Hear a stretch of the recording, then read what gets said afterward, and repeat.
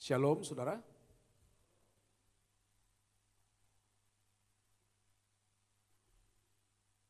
Walaupun cuaca kurang bersahabat tapi kita datang semua karena Tuhan. Nah, hari ini saya akan menyampaikan kepada Bapak Ibu tentang doa Bapak kami. Salah satu dari doa Tuhan Yesus itu akan saya sampaikan kepada kita. Bagaimana di dalam persekutuan pribadi saya dengan Tuhan, Tuhan ingatkan ini untuk saya sampaikan. Dan ini akan saya sampaikan kepada kita. Iya.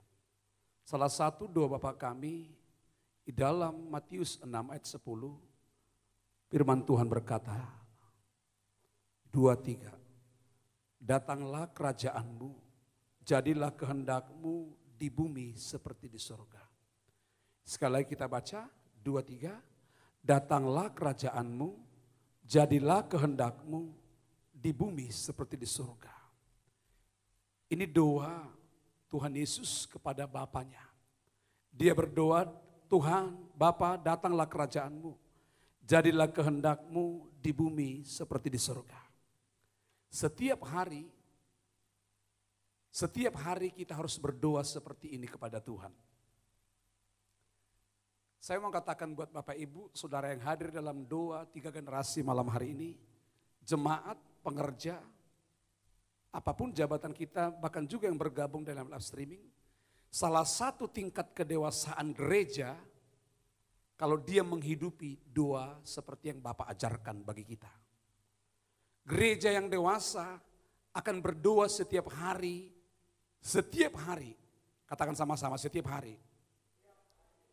Setiap hari kita harus berdoa, Bapa, datanglah kerajaanmu dalam hidupku, jadilah kehendakmu di bumi seperti di surga. Kalau kita setiap hari berdoa seperti ini, itu tanda kita dewasa. Yang kita minta itu bukan untuk kita makan, untuk kita minum. Tidak salah kalau Bapak Ibu meminta usahamu diberkati, itu harus. Tetapi kalau kita hanya level meminta untuk apa yang akan kita makan dan minum, itu belum termasuk tingkat kedewasaan secara rohani. Tetapi orang yang dewasa secara rohani, perhatikan, permintaannya bukan untuk dirinya, tetapi untuk kemuliaan nama Tuhan. Hari demi hari, kita semua di tempat ini harus semakin dewasa. Katakan amin. Yang pertama saudaraku, melalui doa Bapak kami ini menjadi pesan Tuhan yang begitu kuat hari-hari ini.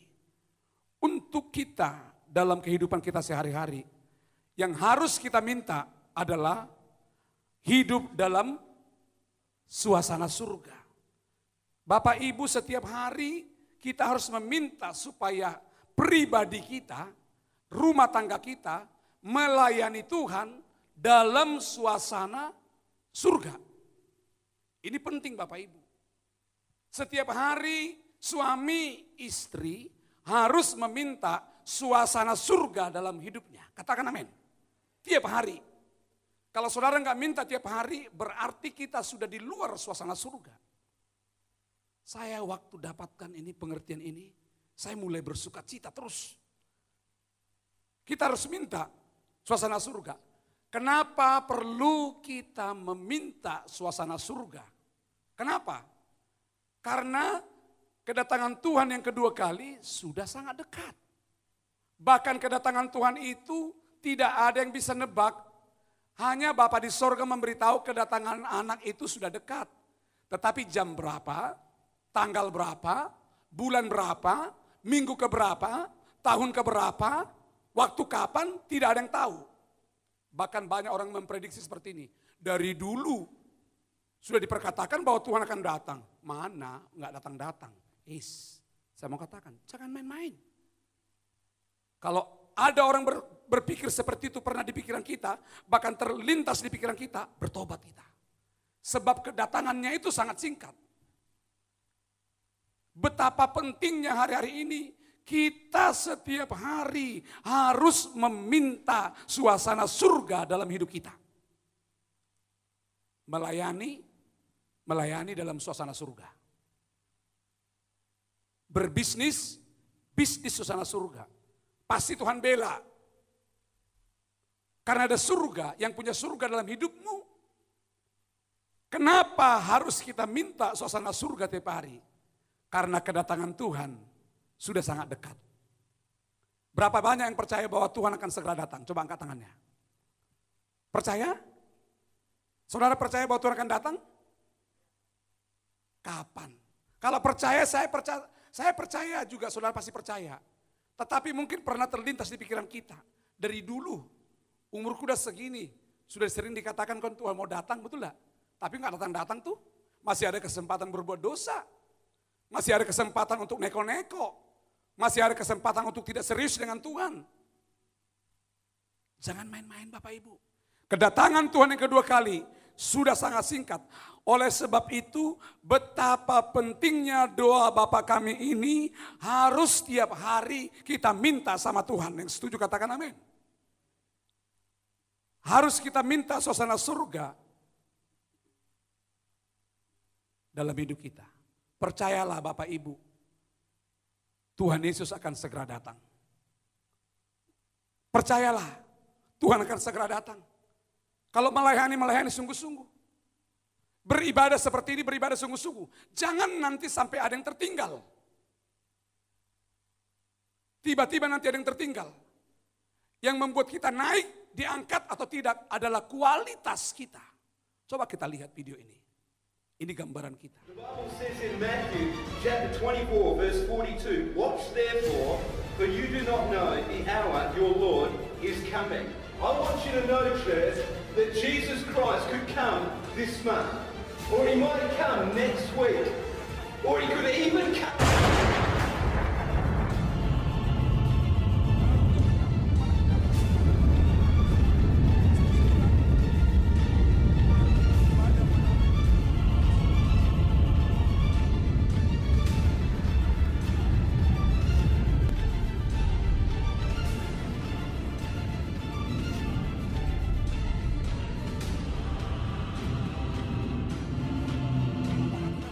Apa kita siap?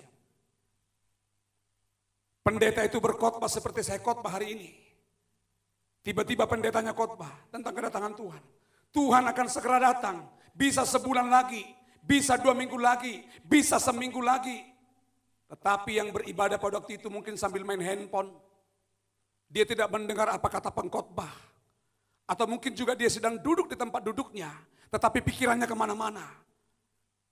Itulah kualitas gereja hari-hari ini. Tiba-tiba Tuhan angkat. Begitu banyak yang tertinggal. Baru dia bersujud di bawah kursi. Maaf, tidak ada lagi waktu. Tidak ada waktu, kesempatan sudah hilang. Kesempatan untuk berubah adalah hari ini. Hari ini. Tidak seorang pun yang tidak terangkat. Yang membuat kita terangkat bukan karena aktifnya Anda di gereja. Tetapi seberapa seringnya kita meminta suasana surga dalam pelayanan gereja. Dalam rumah tangga, dalam pribadi kita. Minta setiap hari suasana surga. Yang setuju katakan amin. Kalau saya katakan kepada saudara yang percaya masuk surga, tepuk tangan sama-sama. Pasti semua tepuk tangan, saya yakin itu. Persis seperti pendeta tadi khotbah. Dia mengatakan bahwa Tuhan akan datang kedua kali. Bisa sebulan lagi, 2 minggu lagi. Ada juga yang semua juga berkata, amin, amin, amin. Mungkin dia berpikir Tuhan belum datang. Tiba-tiba diangkat di dalam ibadah. Banyak yang tertinggal dan banyak juga yang terangkat.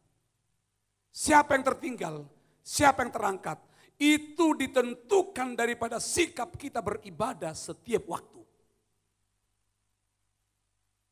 Kalau engkau lagi duduk di tempat dudukmu, engkau lagi melayani di tempat dudukmu, dengan sikap suasana surga di hatimu, kapanpun Tuhan datang, kita pasti terangkat. Tapi sementara Anda beribadah, hati kita jengkel, pahit sama orang, itu tidak mungkin terangkat Bapak Ibu. Kita harus mengerti ini. Oleh sebab itu setiap hari kita harus meminta suasana surga. Wahyu 3 ayat 11. 2, 3. Aku datang segera. Ayo sama-sama baca 2, 3. Aku datang segera. Peganglah apa yang ada padamu, supaya tidak seorang pun dapat mengambil mahkotamu. Tuhan beritahu, dia hanya memberitahu, aku akan datang segera. Tuhan berkata kepada kita malam hari ini, peganglah apa yang ada padamu, supaya tidak seorang pun dapat mengambil mahkotamu. Yang siap menyongsong kedatangan Tuhan yang kedua kali, katakan amin. Tepuk tangan buat Tuhan Yesus. Sorakan haleluya. Setiap kita harus masuk surga. Katakan sama-sama, saya harus masuk surga. Harus kita deklarasikan setiap hari. Amin Bapak Ibu. Kalau kita mau masuk surga Bapak Ibu, kita harus terlebih dahulu tahu tentang surga dan ada apa di surga. Kita berkata masuk surga apa tidak, itu pilihan kita. Tetapi kita harus menghidupi suasana surga seperti doa Bapa kami. Ada apa di surga? Roma 14 ayat 17 sampai 19. Yang mau masuk surga kita baca dengan suara keras. 2, 3. Sebab kerajaan Allah bukan soal makanan dan minuman, tetapi soal kebenaran, damai sejahtera dan sukacita oleh Roh Kudus. Karena barang siapa melayani Kristus dengan cara ini, ia berkenan pada Allah dan dihormati oleh manusia. Sebab itu, marilah kita saling mengejar apa yang mendatangkan damai sejahtera dan yang berguna untuk saling membangun. Yang setuju tepuk tangan bagi Tuhan Yesus. Boleh tepuk tangannya lebih dahsyat? Haleluya. Amin. Lihat Bapak Ibu, di ayat 17 dikatakan begini. Ada apa di surga? Surga itu bukan berbicara makanan dan minuman. Apa itu makanan dan minuman? Makanan dan minuman itu berbicara apa yang kita perlu setiap hari. Ini termasuk berbicara uang. Ini juga termasuk berbicara kebutuhan Bapak Ibu sehari-hari. Berapa banyak orang gara-gara untuk mendapatkan uang menghalalkan segala cara. Berapa banyak orang untuk mendapatkan uang harus rela nipu sana, nipu sini, bohong sana, bohong sini. Tetapi dia tetap aktif di gereja. Perhatikan saya. Tuhan berkata, kerajaan Allah bukan soal makanan dan minuman. Saya ulang. Kerajaan Allah bukan soal makanan dan minuman. Tidak ada hubungan soal makanan dan minuman tentang surga. Makanan dan minuman itu berbicara kebutuhan kita sehari-hari. Bukankah banyak hari ini gagal mengikut Tuhan, gagal hidup dalam kekudusan gara-gara makanan dan minuman? Berapa banyak orang tidak bisa disiplin beribadah, waktunya untuk beribadah, tetapi dia rela meninggalkan ibadah, persekutuannya dengan Tuhan gara-gara soal makanan dan minuman?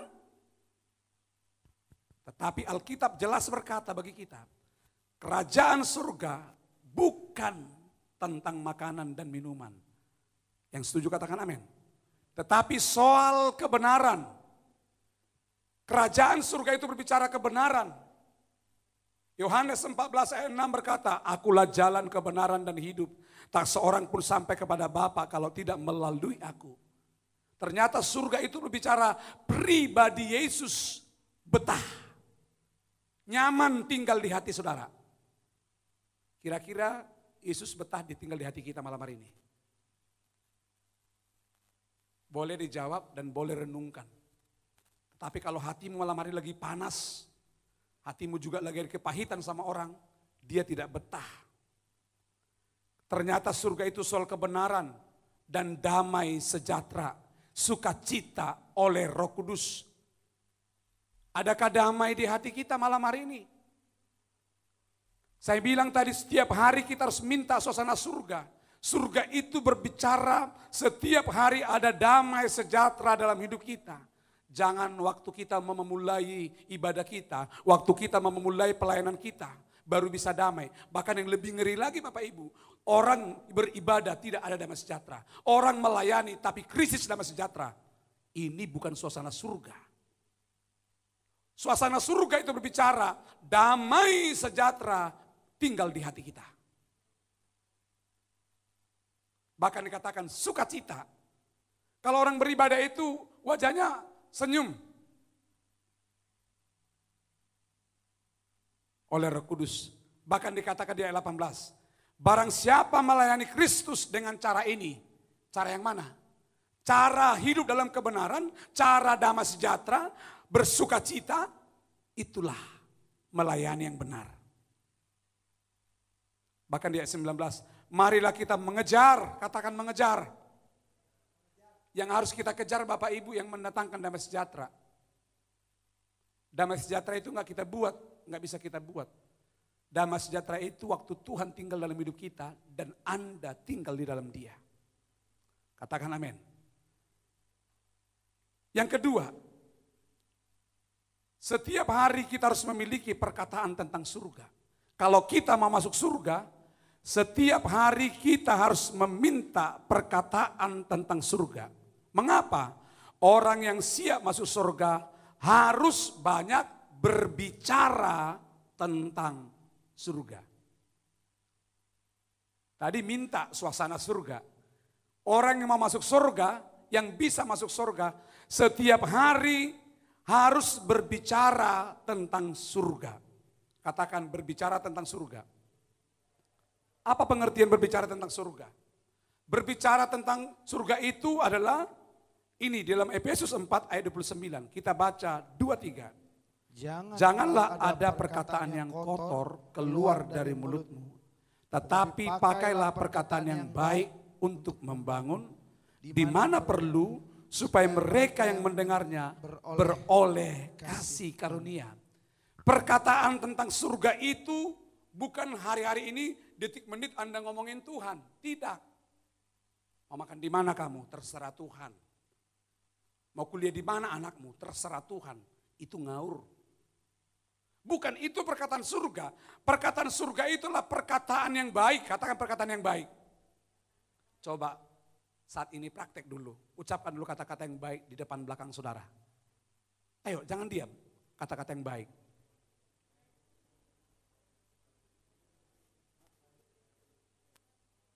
Nah, kan enak toh. Saya mau nanya, Anda mengucapkannya wajahmu senyum enggak? Yang menerima senyum enggak? Bisa enggak Bapak Ibu bayangkan, kalau Anda berjalan kemanapun mulai malam hari ini besok, perkataanmu perkataan yang membangun, perkataan yang baik, maka akan banyak jumlah orang benar bertambah-tambah di gereja ini. Lewat perkataan saudara. Jangan perkataan kita nyakitin orang terus. Ngakimin orang terus. Sedih kalau terdengar kata-kata begini. Rajin dia ke gereja, tapi mulutnya itu loh. Dia rajin ke gereja, tapi kalau ngomongin orang, ngeri. Jangan sampai kita dapat predikat seperti ini.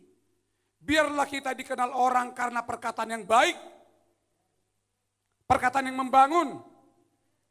Kemana Anda pergi, langsung orang udah bilang, sudah datang dia. Pasti nanti dia menyampaikan kata-kata yang baik. Saya tinggal di Koni 1 hampir 10 tahun. Tahu saudara pendeta apa saya dipanggil di situ? Pendeta si haleluya. Bahkan mereka agama Buddha tapi minta doakan saya. Karena perkataan kita berbeda dengan mereka. Perkataan yang baik dan yang membangun itu lebih kelihatan waktu suasana lagi buruk. Suasana lagi jelek, suasana lagi kisruh, disitulah kelihatan kualitas perkataan surga. Kalau di gereja begini, kalau lagi ibadah begini, perkataannya surga semua nih, shalom.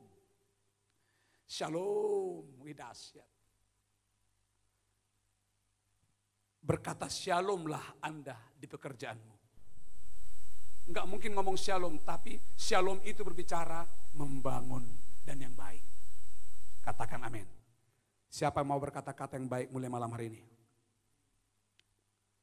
Saya buat di sini.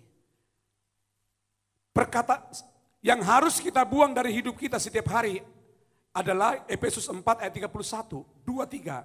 Segala kepahitan, kegeraman, kemarahan, pertikaian dan fitnah hendaklah dibuang dari antara kamu. Demikian pula segala kejahatan. Bapak Ibu, fitnah, kepahitan, kemarahan, pertikaian, itu enggak ada di surga. Itu tempatnya di neraka. Halo? Itu tempatnya bukan di surga. Makanya kalau saudara mau ke surga, perkataan kita, perkataan yang baik, yang membangun, yang positif. Walaupun hari ini bisnis saudara lagi low, pasti nanti dia juga naik. Walaupun hari ini mungkin saudara direndahkan orang. Kalau Anda direndahkan orang, bagus. Asal jangan Tuhan yang rendahkan kita. Kalau ada orang merendahkan kita, terpujilah Tuhan. Itu kesempatan Tuhan akan meninggikan kita. Asal responmu baik. Yang setuju katakan amin. Yang harus kita buang adalah hal itu. Yang harus kita lakukan ke depan dalam kehidupan kita sehari-hari adalah Efesus 4 ayat 32, 23. Tetapi hendaklah kamu ramah seorang terhadap yang lain. Penuh kasih mesra dan saling mengampuni. Sebagaimana Allah di dalam Kristus telah mengampuni kamu. Siapa di tempat ini yang percaya bahwa hidupnya sudah diampuni Tuhan? Yang percaya dosanya sudah diampuni Tuhan? Katakan sama-sama dengan saya percaya. Saya percaya. Dosaku sudah diampuni Tuhan. Sudah diampuni Tuhan. Saudara yakin? Yang yakin tepuk tangan dulu bagi Tuhan. Kalau saudara sudah sepakat dengan saya bahwa dosamu sudah diampuni Tuhan dan Anda yakin, Anda tidak punya hak untuk membenci orang. Engkau tidak punya hak untuk membenci orang. Coba bayangkan, Anda benci orang sedangkan Anda diterima oleh Tuhan. Wow, kalau Anda mengerti prinsip ini, setiap hari hidupmu akan seperti surga. Katakan amin. Yang ketiga, kalau mau suasana surga tinggal di hati kita, kita harus memiliki mental kerajaan surga. Pertama suasana surga, yang kedua perkataan surga, yang ketiga memiliki mental kerajaan surga. Orang yang memiliki mental kerajaan surga adalah orang yang senantiasa dengan tekun mengerjakan keselamatan yang Tuhan beri. Filipi 2 ayat 12 sampai 18. Yang 12 laki-laki, yang 13 perempuan. 2-3. Hai saudara-saudaraku yang kekasih, kamu senantiasa taat, karena itu tetaplah kerjakan keselamatan dengan takut dan gentar. Bukan saja seperti waktu aku masih hadir, tetapi terlebih pula sekarang waktu aku tidak hadir, wanita. Karena Allah lah yang mengerjakan di dalam kamu, baik kemauan maupun pekerjaan menurut kehendak. Lakukanlah segala sesuatu dengan tidak bersungut-sungut dan berbantah-bantah. Supaya kamu tidak beraib dan tidak bernoda. Sebagai anak-anak Allah yang tidak bercela di tengah-tengah angkatan yang bengkok hatinya dan yang sesat ini. Sehingga kamu bercahaya di antara mereka seperti bintang-bintang di dunia. Sambil berpegang pada firman kehidupan, agar aku dapat bermegah pada hari Kristus, bahwa aku tidak percuma berlomba dan tidak percuma bersusah. Tetapi sekalipun darahku dicurahkan pada korban dan ibadah imanmu, aku bersuka cita dan aku bersuka cita dengan kamu sekalian. 18 sama-sama. Dan kamu juga harus bersuka cita demikian, dan bersuka citalah dengan aku. Saudaraku yang dikasihi Tuhan, mental kerajaan surga ini berbicara apa saudaraku? Ini berbicara mengerjakan keselamatan yang Tuhan beri. Ini berbicara tanggung jawab, katakan tanggung jawab. Laki-laki yang bertanggung jawab itu disukai para wanita. Memenuhi kebutuhan rumah tangganya. Katakan amin. Kita pun sudah diberikan keselamatan. Tanggung jawab kita ada, itu mengerjakan sebuah keselamatan itu setiap hari. Ini membutuhkan satu komitmen. Kita harus melakukan bagian kita, maka Tuhan akan melakukan bagiannya. Yang setuju katakan amin. Bagian kita mengerjakan keselamatan. Bagiannya Tuhan memberikan keselamatan itu. Untuk melakukan satu komitmen, maka dibutuhkan sebuah apa? Ketaatan. Mengerjakan keselamatan itu jangan mut-mutan Bapak Ibu. Tetapi mengerjakan keselamatan itu, suka maupun duka, Anda harus tetap bersaksi bagi banyak orang. Hidupmu harus menyampaikan kabar baik bagi banyak orang. Jangan menyampaikan kabar baik waktu keadaanmu lagi baik. Justru lebih baik Anda menyampaikan kabar baik di tengah-tengah yang tidak baik, biar kelihatan kualitasnya. Tetapi ini banyak tidak bisa dilakukan orang. Untuk kita bisa melakukan ini dibutuhkan sebuah ketaatan. Katakan sama-sama dengan saya mau taat. Dan ketaatan akan berkat. Dan ketaatan akan berkat dan keselamatan dalam hidup kita. Nah saudaraku, orang yang taat akan mendatangkan berkat. Katakan amin. Saya akhiri dengan kehidupan Nuh. Nuh dan seisi keluarganya mendapatkan keselamatan karena ketaatannya. Betul tidak? Nuh, istri, 3 anak, 3 menantu masuk surga. Selamat dari air bah. Gara-gara apa Bapak Ibu? Gara-gara ketaatannya. Apa yang sedang Tuhan perintahkan? Gereja yang memiliki mental surga akan belajar taat dalam keadaan apapun. Apa yang sedang Tuhan perintahkan bagi Bapak Ibu? Walaupun itu bertentangan dengan daging kita, bahkan keadaan kita. Tetapi Anda mau mengerjakannya, melakukannya. Seperti Nuh. Waktu Tuhan suruh Nuh membuat bahtera. Nuh disuruh membuat bahtera di atas gunung Ararat. Tetapi Nuh melakukannya. Akibat ketaatan Nuh, maka mereka mendapatkan keselamatan. Kejadian 6 ayat 22. Mari kita berdiri bersama-sama. Dan kita baca 2-3. Lalu Nuh melakukan semuanya itu. Tepat seperti yang diperintahkan Allah kepadanya. Demikianlah dilakukannya. Maranatha. Tuhan akan segera datang. Lebih baiklah kita dan hidup kita. Kita minta yang pertama. Datanglah kerajaanmu, jadilah kehendakmu. Di bumi seperti di surga. Ada 3 yang harus kita minta setiap hari. Mintalah suasana surga setiap hari di tengah-tengah hidupmu. Yang kedua, mintalah perkataan tentang surga. Dan milikilah mental kerajaan surga. Kapan Tuhan datang, kita akan diangkat. Buka tangan saudara.